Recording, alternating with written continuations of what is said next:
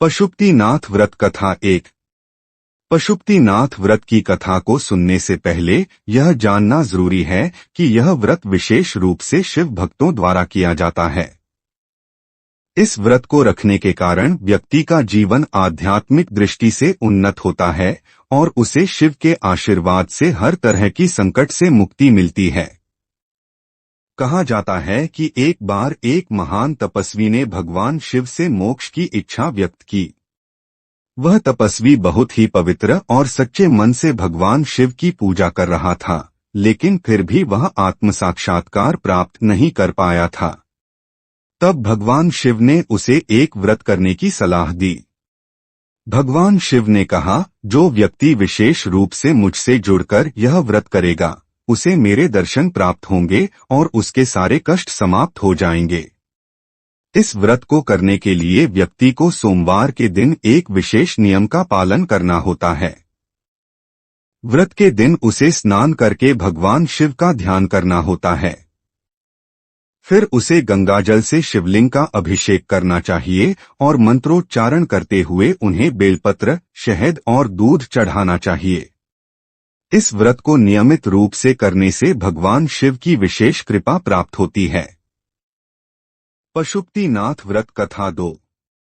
एक और प्रसिद्ध कथा है जो यह बताती है कि कैसे एक युवा लड़के ने यह व्रत किया और उसे अद्भुत आशीर्वाद प्राप्त हुए। यह कथा एक छोटे से गांव के एक साधारण युवक की है जो भगवान शिव के प्रति अपनी गहरी श्रद्धा रखते थे। वह अक्सर भगवान शिव की पूजा किया करता था, लेकिन उसके जीवन में कई परेशानियां आ रही थीं।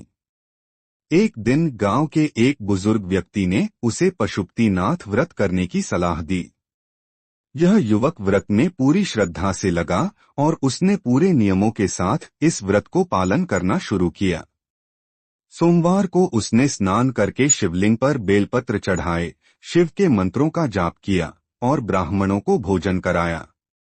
कुछ समय बाद युवक की कठिनाइयां समाप्त हो गईं और उसकी जिंदगी में खुशियां आ गईं।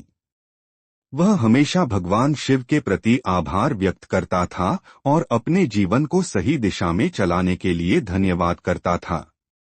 व्रत क्यों किया जाता है और इसका क्या कारण होता है? पशुपतिनाथ व्रत का उद्देश्य भगवान शिव की कृपा प्राप्त करना, जीवन में सुख शांति और समृद्धि की प्राप्ति और जीवन के दुखों और संकटों से मुक्ति पाना है।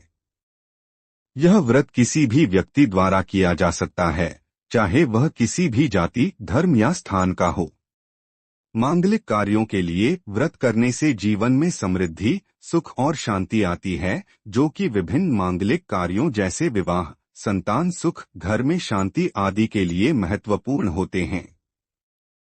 दुखों से मुक्ति, यह व्रत विशेष रूप से उन लोगों के लिए है जिनके जीवन में कोई बड़ा संकट या परेशानी है।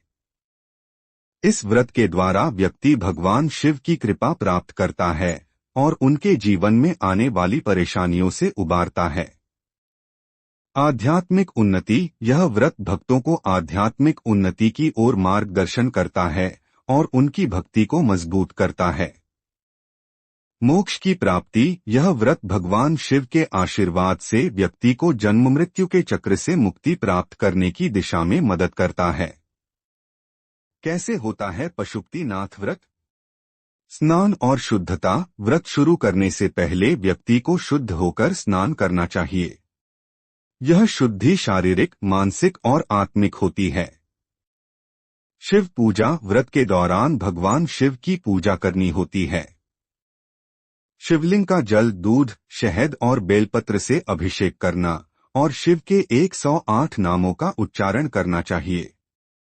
मंत्र जाप, व्रत के दौरान नमः शिवाय मंत्र का जाप करना चाहिए।